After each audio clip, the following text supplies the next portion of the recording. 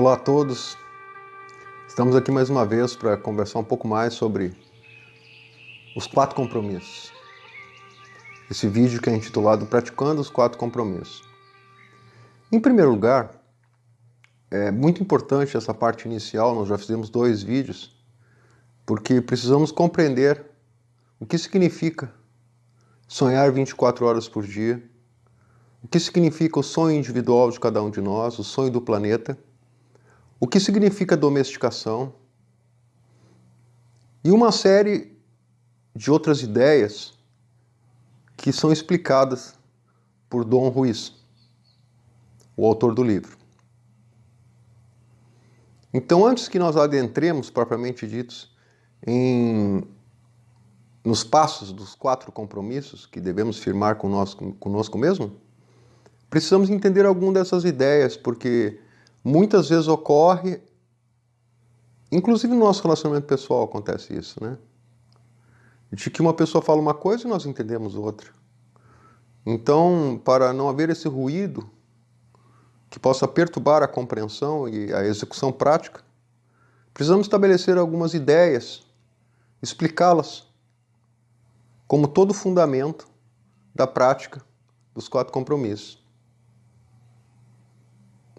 Nos outros 2 vídeos, vou colocar o óculos aqui, né? Nos 2 outros vídeos que fizemos, nós conversamos sobre a parte inicial, sobre isso que se chama domesticação dos seres humanos, sobre o sonho individual e o sonho do planeta. Nós colocamos que não é necessário acreditar em nada disso que estamos comentando com vocês ou compartilhando com vocês, e não é essa a intenção de Don Ruiz. Na verdade, o primeiro passo é aceitar a ideia na sua própria mente de que estamos sim sonhando 24 horas por dia, e essa atividade é uma atividade natural do cérebro. Se você for pesquisar, por exemplo, na ciência, você verá que todo esse universo que vemos do lado de fora é captado pelo nervo óptico, e isso se produz uma impressão, uma cópia de tudo isso que vemos do real. Então essa cópia se imprime no nosso cérebro como impressão.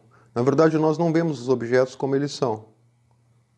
Nós temos impressões deles, impressões ligadas aos 5 sentidos, sobretudo a audição, a visão e o tato, mas também o cheiro e o paladar. Quando vamos compreendendo que o que percebemos nisso que se chama mundo físico não é um mundo físico, senão que é a nossa própria percepção, também começamos a perceber que essa percepção é compartilhada por outros seres humanos.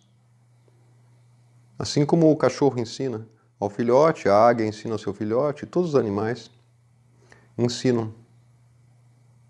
A diferença dos seres humanos é que, com o seu cérebro desenvolvido e com sua alma fantástica, com sua consciência fantástica, existem esses aspectos da atenção que ocorre desde o momento em que nascemos. Podemos dizer que, durante boa parte da nossa vida, o cume principal de nossas atividades cerebrais é desenvolver a atenção. Porque é através da atenção, que é um veículo da consciência, é um atributo da consciência, é que começamos a nos fixar nas imagens que percebemos, nos sons que percebemos. Então, vamos começando a entrar em contato diretamente com o mundo físico, desde as primeiras horas de nascido. Isso já ocorre, de uma certa forma, no útero da mãe, né, quando a criança está sendo gestada, mas ocorre de forma limitada. Já quando a criança abre os seus olhos, os sentidos começam a se desenvolver, o aparelho cerebral recebe esse enorme estímulo. E os demais, a família, todos aqueles que rodeiam a criança, a estimula a fixar o seu ponto de atenção no mundo físico. E ao mesmo tempo lhe transmite toda a espécie de conhecimentos que gerações inteiras desenvolveram. Esses conhecimentos não foram criados por nós, nós recebemos como herança. Então, isso vem através do processo de domesticação. Nos outros vídeos também a gente comentou que a questão da domesticação é, na verdade, um processo de captação de atenção. Então, na medida em que os adultos captam nossa atenção, eles nos entregam, nos ensinam tudo aquilo que eles sabem. E eles treinam o nosso sistema nervoso central para que se fixe nesse mundo físico de forma contínua e não perca o foco nele. Claro que embutido nisso vai toda a espécie de preconceitos, de crenças, dogmas que a nossa cultura desenvolveu ao redor dos séculos. E aí isso se chama domesticação. Ela pode ser uma domesticação violenta, rigorosa, dolorida, ou uma domesticação mais suave. Mas o fato é que ninguém escapa dessa domesticação ao nascer. Existem alguns aspectos também que é importante que citamos nos outros vídeos, que é a relação entre a recompensa e o castigo. Então, à medida que vamos jogando nossa atenção nos adultos ao redor, percebemos também que eles mantêm a atenção sobre nós. E isso nos faz sentir algo reconfortante, algo gostoso, manter a atenção dos demais sobre nós. E isso é a nossa recompensa durante muito tempo. É uma recompensa sensorial e emocional. E não é raro, ao contrário, é bem comum. Desenvolvemos uma certa obsessão pela atenção dos demais. Isso traz muitos problemas quando nós somos adultos. Muitas vezes nem percebemos que isso ocorre. E é por isso que esses processos nós chamamos, todos nós conhecemos, de subconscientes ou inconscientes. Algo que ocorre independente da nossa percepção sobre ele. Algo mecânico, automático, que se reproduz no nosso comportamento. Então, existem 3 aspectos da domesticação, ou consequência dela, que precisamos dar uma olhada hoje de uma forma mais detida. Uma delas é o livro da lei. O outro é o juiz interno e o outro é a vítima. Claro, isso tudo ocorre dentro da nossa alma, dentro da nossa psique, dentro da nossa mente. Esse livro da lei é o livro das crenças. São todas as crenças que foram passadas para nós, sobretudo na tenra idade, até 7, 8 anos de idade, e que vão formar a direção que a personalidade vai tomar. E a partir daí, solidificar a máscara que nós nos acostumamos a projetar no mundo exterior. Essa máscara se chama personalidade. Persona, no latim. Não é à toa que se chama persona. Então, cabe aqui a gente conversar um pouquinho sobre o livro das crenças. Não é incomum as pessoas pensarem que crenças se reduzem simplesmente a crenças religiosas ou filosóficas. Não. As crenças são muito mais que isso. São aquelas crenças limitantes que não permitem que nós nos desenvolvamos por completo como seres humanos. Existem múltiplas crenças que nós carregamos no nosso interior. Algumas delas nos dizem: nunca vou enriquecer, porque eu não mereço. Outras: nunca vou chegar a me libertar disso, não sou capaz. Não consigo fazer isso, não sirvo para isso.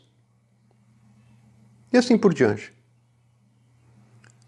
É um livro grosso, posso garantir para vocês. E esse livro da lei, ele é obedecido pela personalidade. E quando nós não obedecemos ele, nós sentimos uma sensação muito estranha no plexo solar, que é o que chamamos de insegurança ou medo. E normalmente quando isso ocorre, transborda o nosso veneno emocional que temos acumulado nas nossas feridas de conflitos conosco mesmo e com os demais.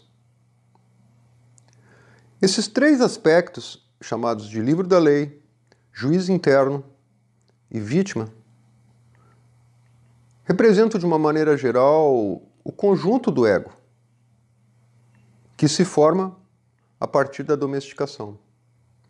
O conjunto dessas leis, o livro das leis, é o que rege todo o nosso sonho individual. E é esse sonho que é projetado de dentro para fora e vemos na realidade. Isso que chamamos de realidade. O livro da lei, basicamente, é a expressão de todos os julgamentos e opiniões que temos a respeito das pessoas, a respeito de nós mesmos e a respeito do mundo. Não importa a opinião que você tenha sobre determinada pessoa. Isso está escrito no seu livro de lei. E essa pessoa é julgada por você de acordo com o que estiver escrito lá. Então, ao criar esse julgamento, você cataloga a pessoa e cria uma imagem dela.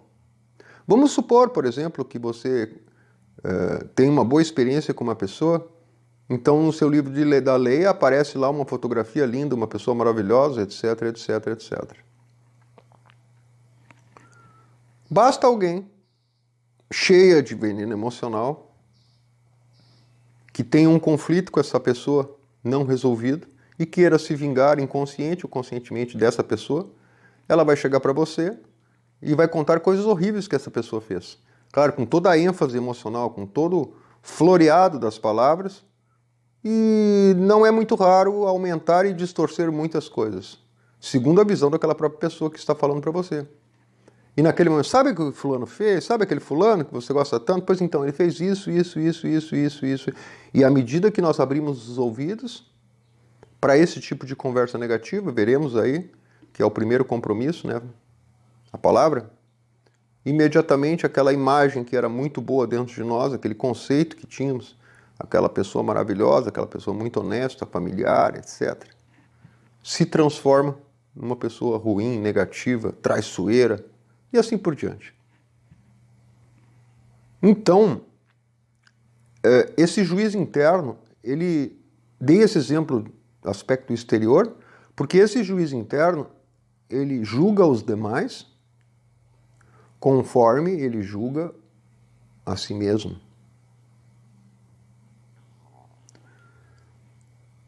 Depois de estudar durante pelo menos 15 meses desse livro e praticá-lo intensamente, alguns insights, algumas compreensões sobre mim mesmo e sobre os demais apareceram, é óbvio, porque a prática leva a muitas compreensões profundas. E toda vez que eu vejo alguém sendo extremamente cruel ou muito rigoroso com uma outra pessoa, como se ela tivesse, por exemplo, com um chicote na mão, cobrando os erros da outra pessoa e batendo ferozmente, ou através das palavras, ou através de atitudes, castigando essa outra pessoa no seu relacionamento, me vem imediatamente a imagem daquela própria pessoa castigando a si mesma. Ninguém é capaz de julgar ou castigar e punir outra pessoa de forma rigorosa, dolorida, se não faz isso consigo mesmo constantemente. Então me vem essa imagem daquela própria pessoa que julga e pune, castiga os demais. Dentro de uma parte de sua psicologia está lá o juiz interno com o chicote. E é claro, se eu consigo ver isso em outra pessoa, nós conseguimos ver em nós mesmos. Somos exatamente assim. Quando somos rigorosos e julgamos os demais e imediatamente os sentenciamos a alguma espécie de castigo, é porque naturalmente fazemos isso todos os dias conosco mesmo. E não percebemos. Esse juiz fala internamente, você cometeu um erro. Você é um menino malvado. Claro, não nessas palavras, né? Mas então você merece o castigo. E este castigo vai vir. Mas também existe um outro personagem que recebe o castigo dentro de nós. E é a vítima. Quantos de nós não se lamenta por acontecimentos ruins que acontecem na existência, sempre se colocando no papel de vítima? Ah, que fulano me traiu, que fulano me mentiu, ele fez uma coisa errada para mim, eu sempre fui tão bom para ele, e assim por diante. Né? Isso é a vítima dentro de nós. Porque a vítima, ela olha sobre o ponto de vista do verdugo, do juiz interno. E ela aceita o julgamento, a punição e o castigo. Tudo porque está escrito no livro da lei. No livro da lei, que é o livro de crenças, das crenças, no qual a domesticação implantou dentro dela desde a mais tenra idade. Então, esses três aspectos são muito importantes para que nós entendamos. O livro das crenças são as crenças limitantes, da onde provém a grande maioria dos nossos pensamentos. Alguns afirmam 95, 96% de todos os pensamentos e emoções que sentimos estão diretamente ligados ou controlados pelo livro das crenças dentro de nós. É um padrão de comportamento no qual nós somos regidos. E o juízo interno, esse aspecto psicológico dentro de nós, é que nos julga quando violamos aquilo que achamos ser verdade. 96%, cerca de 95, 96% dessas crenças são mentiras que adotamos, acreditamos e aceitamos desde pequeninos porque não tínhamos condições de lutar contra elas. Simplesmente aceitamos como verdade. E quando violamos esse código, apresenta-se em nós o juízo interno que é extremamente rigoroso. Vocês já ouviram falar de autossabotagem? Não? Uma pessoa recebe um magnífico convite de um emprego maravilhoso, onde ela vai crescer profissionalmente, onde ela vai ganhar dinheiro, etc, etc, etc. E diante aquele convite, ela sente medo, insegurança. E chega a acreditar que não é capaz de realizar aquele trabalho, embora tenha todas as condições. Essa sensação de medo e insegurança é porque ela tem medo de falhar. E medo da punição do juízo interior. Porque ela sabe que se ela falhar, o mundo vai desabar para ela. E ela sabe inconscientemente isso. Ela chega até a expressar, né, mentalmente. E se eu falhar, eu não conseguir, como vai ser? Eu vou passar vergonha. E não é raro a pessoa mesmo se auto-sabotar, conscientemente, dizendo, não, não vou pegar esse emprego, é muita responsabilidade. Ou então, ela comete uma série de erros, chega atrasada, começa a ter comportamentos desatentos no trabalho, etc. E acaba sendo demitida. Ou ela mesma se afasta. Assim também nos relacionamentos, isso é igual. A gente conhece uma pessoa maravilhosa e começa a não acreditar que aquela pessoa é maravilhosa. E começa a empipocar um monte de coisa na mente. Não, ela não pode ser assim, imagina. Isso é uma farsa, eu já passei tanto. E nós mesmos criamos condições emocionais desagradáveis para que aquela pessoa não fique do nosso lado. Isso são crenças limitantes. E isso é o funcionamento do livro da lei, do juiz interno e da vítima. Também, para terminar, é importante saber que nós somos os únicos animais que somos punidos mais de uma vez pelo mesmo erro. Toda vez que nos lembramos de um erro, o juiz interno nos aponta, sim, você não merece perdão, você não merece, você é uma pessoa muito ruim, cheia de pecados, cheia de erros, etc. E, claro que, óbvio, a religião tem muito a ver com isso quando nós somos pequenos, né? Mas isso está lá no subconsciente, no inconsciente, a pessoa nem se dá conta que tem a ver com a religião. Ou mesmo com a família dela, por uma educação muito rigorosa, muito violenta. Né? E então, ela acaba sentindo essas coisas e reproduzindo elas no comportamento. Mas nós não nos julgamos uma vez só. Toda vez que lembramos do erro cometido, julgamos a nós mesmos e nos punimos de novo através da culpa, do remorso, da dor. E praticamente isso constitui grande parte dos nossos traumas, que carregamos dentro e reproduzimos as consequências do nosso comportamento. Então os 4 compromissos, na verdade, são compromissos novos ou acordos que vamos fazer conosco mesmo para ir rompendo cada um desses minúsculos compromissos que a domesticação fez a gente aceitar. E é claro, uma vez cumprida a domesticação, e isso ocorre mais ou menos no início do adolescente para cima, não há uma idade fixa, né? Mas vamos supor que de 7 a 12 anos, depois dos 12, 13, 14, 15, 16 anos, que existe uma época de rebeldia, uma tentativa de nós nos rebelarmos contra o sistema de crença e não conseguimos, na maioria das vezes, porque somos fracos, etc. Não temos a força e nem o conhecimento necessário. Essa é a verdade. Então, a domesticação se introjeta, como é dito na psicologia. Então, aqueles juízes externos, que seria a nossa família, o padre, o professor, etc., ou alguns amigos, se transformam em imagens em nosso subconsciente, inconsciente, com vozes na nossa cabeça. E a vítima também. Criamos, na verdade, um elemento de vítima, que pode ou não se expressar de forma clara na realidade. Porque muita gente, por exemplo, que se torna violenta, agressiva com os demais, é porque sente medo, né? E a vítima está oculta, e a forma de reagir da vítima é uma forma violenta com os demais. Ou então, simplesmente, aquela pessoa que, por um motivo ou outro, se sente perseguido pela vida, por Deus, por todos, e acredita que é o centro do universo. Esse é o principal dogma da doença ou da patologia chamada de depressão, em que a pessoa se sente excluída dos demais, abandonada de si mesma. Mas isso é um sentimento tão arraigado que tem a ver diretamente com a domesticação mais profunda dela. Então, nesses casos, a vítima se expressa de forma cabal e qualquer um pode ver. Esses três aspectos, o juiz interno, a vítima e o livro das leis, é o que nós vamos estudar detidamente mais para frente. E são eles que constituem o nosso sonho individual. Como quer que fomos ensinados por outros seres humanos, eles possuem um sonho semelhante com a mesma estrutura. Livro de crenças, praticamente o mesmo, ou muito semelhante. Um juiz interno e uma vítima.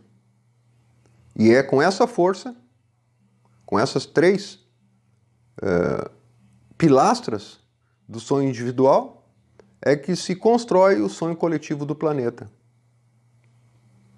Viver com o livro de crenças e o juiz interno e a vítima é exatamente como viver no inferno.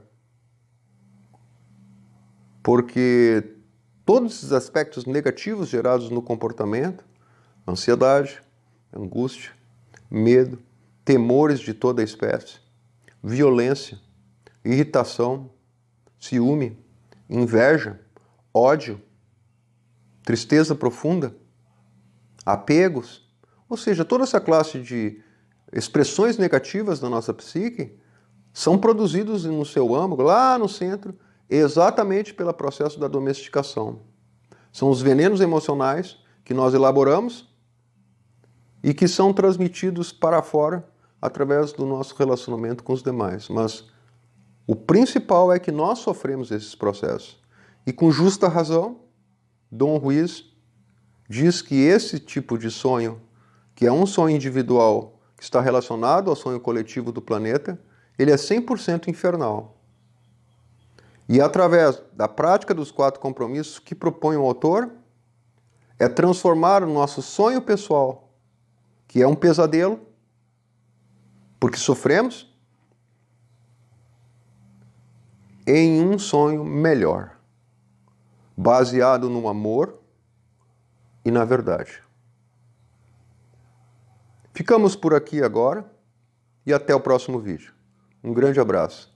Quem quiser fazer algum comentário, alguma pergunta, esteja por favor à vontade. Estamos aqui para compartilhar com vocês um pouco do que temos aprendido. Grande abraço e até a próxima.